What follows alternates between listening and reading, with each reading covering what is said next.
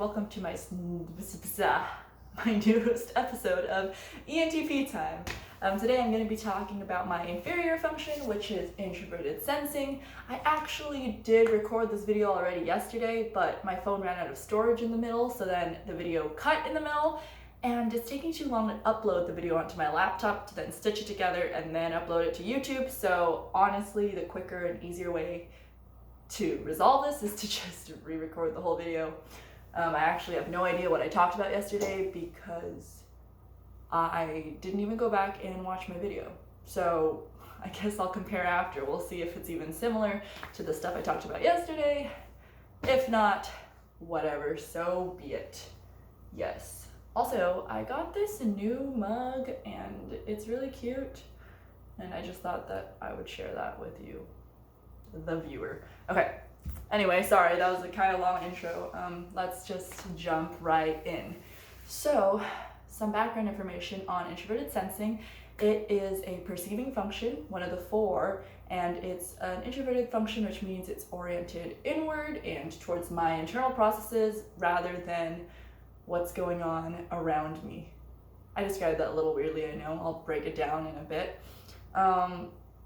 I guess I could start off with some of the stereotypes of SI, and then I could go into how high SI users tend to use SI, and then I'll go into how I use my SI as an inferior introverted sensing user. All right, so to start off, introverted sensing, at least as a dominant function, has like this reputation for being really obsessed with routine and little details, and basically doing things the exact same way all the time. So an example of this could be like showering at the same time every day, or making sure you eat all your meals, or working out every day at the same time, or being really focused on like the little details and failing maybe to see the big picture. These are all kind of stereotypes that I hear about SI, as well as SI users having really good memory. Like that's always been interesting to me, that people associate introverted sensing with memory, and like I can agree with it to a certain extent, but I mean on some fronts I'm like I don't see that, but I'll break that down too. Okay, that's a bit hot. I put in some ice cubes, but I think I just burned my tongue. Oh, okay, whatever. Anyway, so that's kind of how like SI is stereotypically viewed. One way that I think that one of the reasons why I think SI users have such rigid routines, stereotypically, and such like habits that just carry over every single day. Yeah, that's a routine, I realize. I just said the same thing twice. But one thing that I think is that like SI is really big on processing information. Let me rephrase that.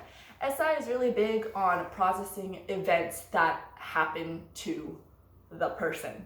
So, for example, let's say that I'm a high SI user and I'm talking to someone and it's like a bad experience. Then the moment that I'm alone, I will go through and process everything that happened. Okay, so I'll process that whole interaction. And the reason why a lot of high SI users tend to like stick to routine is because if they're gonna have to process everything, they want everything to be good, because they're gonna have to sit there and process it, right? So it kind of has to do with like, if I know that if I do it this way, I will have a good experience, then it's a good thing, because when I process it, I'll be like, hey, this was a good experience. I think that this contrasts with me as an NE dominant and an SI inferior user, because for me, let's say I'm talking to someone and then like it's a really bad experience. I think lower SI users, we can just not process it if we don't want to. So that would kind of be like, if something bad happens to me, I could just kind of like ignore it, and then people will be like, aren't you upset about it? And I'm like, what do you mean? I just like kind of toss it and I just don't process it. I'm like, whatever. And that definitely is not the healthiest thing to do, but I think that it's something that lower SI users can do. So I just think that that's like a big contrast with like high SI users versus low SI users.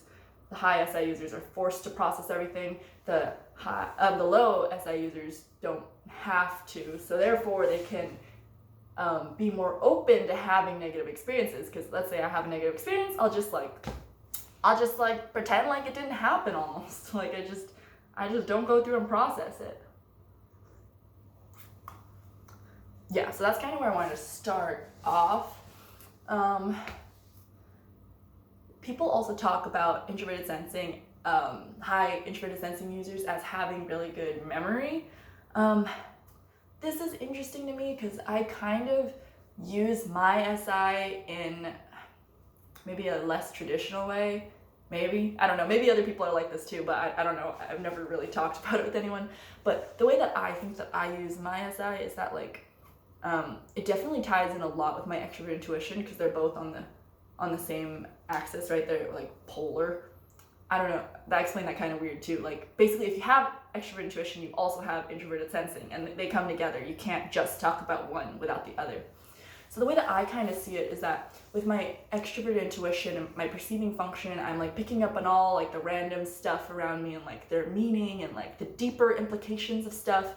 And then I use my introverted thinking, like I talked about before, to like process this information. I analyze it, I try to find systems and consistencies and this and that, and then extroverted feeling does its thing, the good old extroverted feeling thing. But then the way that I store this information, I think, is rooted in my introverted sensing. So I think that this is kind of where people talk about like introverted sensing having to do with memory. I don't necessarily agree, but for me, the way that I kind of see it is, extroverted sensing dominants have never understood this when I talk about it with them. Extroverted intuition users tend to kind of get it a little bit more in the past because a lot of extroverted sensing users are kind of like, you're making this up. But anyway, enough preface. But basically for me, when I have like my own internal like mind palace sort of thing, I don't think that's the right term, but whatever, I'll leave it at that. And like within my mind palace that I could visualize within my head, there is a library in my town, like my little town, okay? So like there's this library, and within the library there are books and bookshelves and this and this and that. So for me, I could actually visualize this where my NE picks up a whole bunch of information, my TI is like processing it, analyzing it, and then my SI, the librarian, decides to like write it down and put it somewhere. So it kind of categorizes things into certain places. And like, because I have really strong extrovert intuition as it's my dominant function, I can create new connections based on the categories they're in. It's not like the memories are like stuck in this category. It's more of like, I can pull from here, here, and here and put that all together. But the way that they were originally arranged within my mind, I think has a lot to do with introverted sensing. Because my introverted thinking pulls a lot of facts and like tries to analyze them and like, kind of compares it to previous knowledge. But the way that they are organized, I think, is from my introverted sensing function. And I always kind of imagine like this like tablet at the top of my library when you walk in. Yeah, you walk in and then it's underground, whatever, that's not important.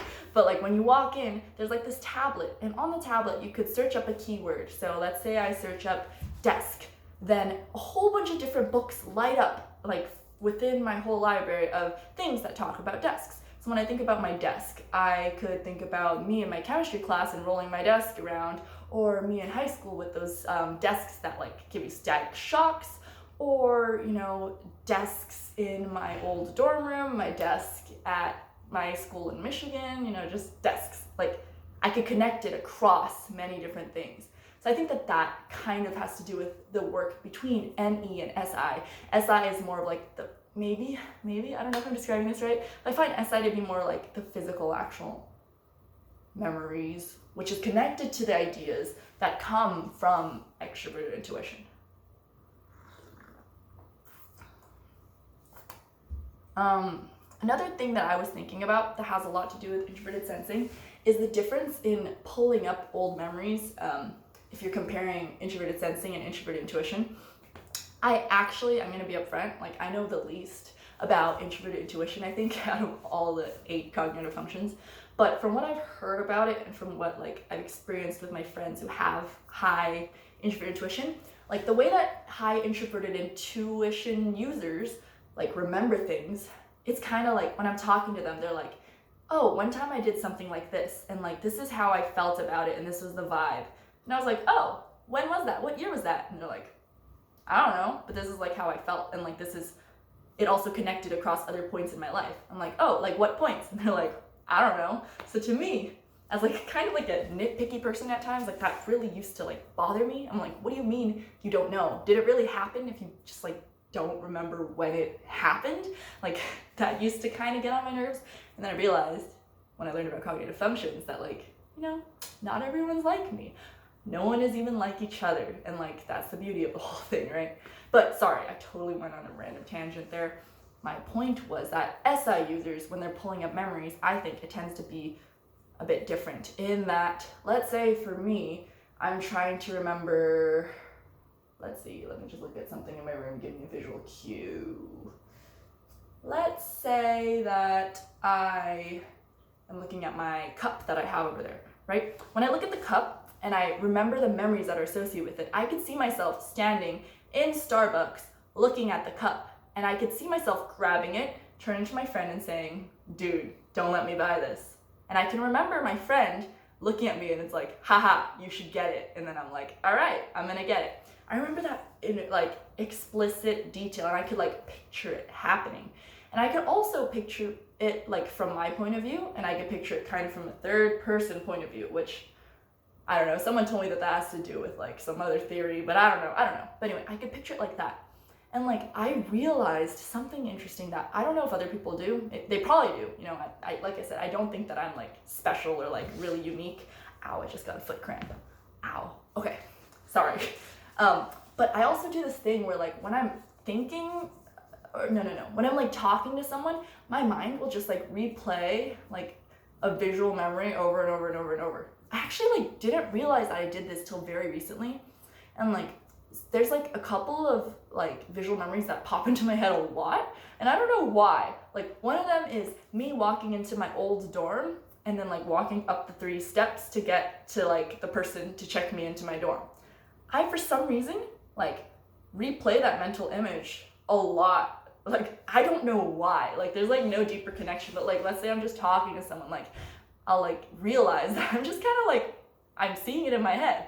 And like, that's just like one of the few things that always happens. And like, I could also see it from a third person point of view. I could see it from my first person point of view. And then I could imagine it, I guess, from other people's point of view. And I don't really know why I do that.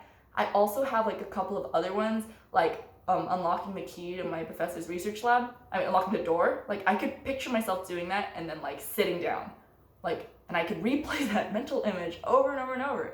And I'm not exactly sure why, but I think that it might have to do with introverted sensing and just like the visual memory. Okay, maybe not. Maybe I'm totally off with this, but if anyone else experiences this, like, please let me know, because I like just had this realization very recently anyway, and I was like, oh, I do this thing.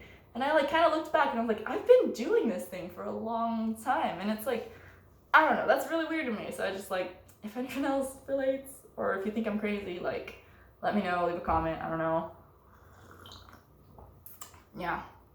Okay, so another difference, key difference I think between high SI users and high introverted intuition users is just like, there are like some statistics floating around about how like we live in a very SJ dominant society, at least in the United States. Yeah, I'm a Westerner, I'm sorry, I don't know if those statistics apply outside of the United States. And I don't even know if the statistics are correct. But like, I always hear about that kind of stuff, how like 75% of people are sensors, blah, blah, blah, blah. But like, as far as workplaces go, like I think that we're very dominated by high SI users. And as a introverted, as an intuitive extrovert, that's not what I'm trying to say. As an extroverted, I like suddenly can't speak. As an NE user, like as a high NE user, for me, this is like also a source of frustration, because as far as things go for me, I'm all about finding the most efficient ways to get things done. I'm not necessarily the most effective. I think that that has a little bit to do with TE, at least stereotypically. I don't know, I'll explore that later. But I want to do things the most efficient way. And like, I'm really fine with trying out new things and like trying to see if I could find a more efficient way than the way it's more traditionally done. Stereotypically, high SI users will just stick to the way that it's always been done because they know it works. It's like dependable. They know it works this way. So their thought process is kind of like I'm assuming, is like, why bother changing what already works? You know, don't fix what isn't broken. But for me, that's like incredibly frustrating because I'm like, no, but this could be better. And like, yeah, it might not work out, but like, let's try it out.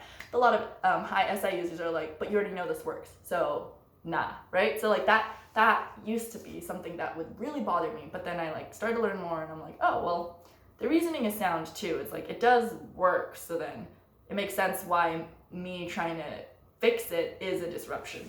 But like, another way that I found that I guess I disagree with, at least typically, with the high SI users is like promotions, let's say. Let's say that I've been working at a job for 3 years, right? And I'm very, very, very good at my job. And let's say there's someone who's been working there for 8 years and you know, they're all right at their job, but I am better at this job than they are, right? And then someone's up for promotion. In the SJ dominant workplace, I think that they typically give that promotion to the person who's been there for 8 years, even though I am better at the job than they are. And for me, I'm just like, no, that doesn't make sense. You should give it to the person who's better. It doesn't really matter about like who's been there longer, but like a more traditional way to look at it is kind of like, well, typically the person who's been there longer is better, and we should reward them for being here this long and like, you know, this and that. But like for me, that just never really made too much sense for me. And like, I am currently a college student. I'm trying to get my bachelor's degree, and like, just because I get my bachelor's degree doesn't mean that I'm necessarily going to be better at my job than someone who does not have their bachelor's degree. But with the world that we live in and the society we live in, like, I can see like the merit in getting those credentials because it gets my foot in the door, right? So like, that's kind of why I'm like still a part of the system, you know, like, so yeah, that was just like another thought I had on introverted sensing. I realized that I haven't really talked much about how I use introverted sensing. For me, it can actually, like, extroverted intuition dominance are kind of known for like wanting to try new things and like new experiences and not necessarily being the most reliable all the time because like we bail a lot.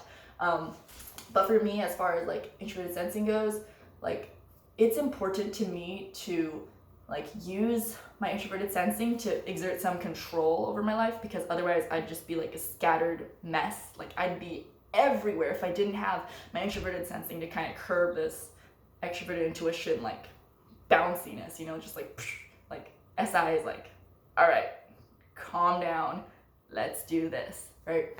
So this could kind of look like just giving myself some reliability in my life. So for me, at least the past 2 weeks, I've been making my bed every single day. And like, that might not be a big deal to some of you, but to me, I'm like, what? Like, that's weird. And like, my room is actually really clean right now. And that's also really weird to me. Like, it's also just because I don't spend that much time in my room because I'm usually studying in the library or something, but that's like besides the point. But like, usually the way that I tend to try to exert my introverted sensing in my life is through my scheduling. So I have a very, very like detailed calendar of like every hour of my day and like what I'm gonna be doing during every like hour of the day. And like, some people look at me and they're like, wow, like, you're so organized. Like, oh my goodness, like, do you like always follow your schedule? Blah, blah, blah, blah. Like, wow, you schedule everything? And I'm kind of like, no, I don't schedule because I'm organized. I schedule because I'm not organized. Like, I need this kind of structure in my life. And I'm thinking that higher SI users won't need to actually make the schedule like me because they already have that like discipline. But for me, I need something like that, because otherwise like I'll just like do nothing and then it'll suddenly be 2 a.m. and I'm like, wait, have I even studied? Have I done my homework?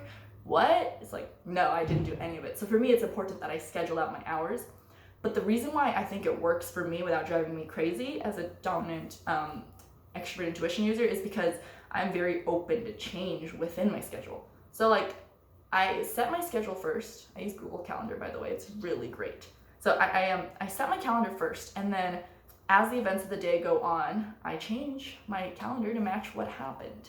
So in that regards, I'm really good at just like moving things around. So let's say I accidentally wasted an hour here doing this. Then like, I have to realize that the hour has to come out of something and I need to adjust things. I need to make this like shorter from an hour to 45 minutes, this to 45 minutes, or I take an hour away from my sleep. I tend to do that a lot. I feel the effects of that, and then I'm hoping that it gives me the negative feedback to stop wasting time so I can sleep at night. It's like, oh, every hour I waste, like, that's an hour I don't get to sleep. But anyway, that's kind of besides the point again. But yeah, anyway, I think that this is where I'm gonna try and wrap up this video. That was a really big ramble. I'm not exactly sure what I'm even talking about right now, but yeah, thanks for watching and thanks for sticking around to the end of this video, and I will see you on my next episode of ENTP Time.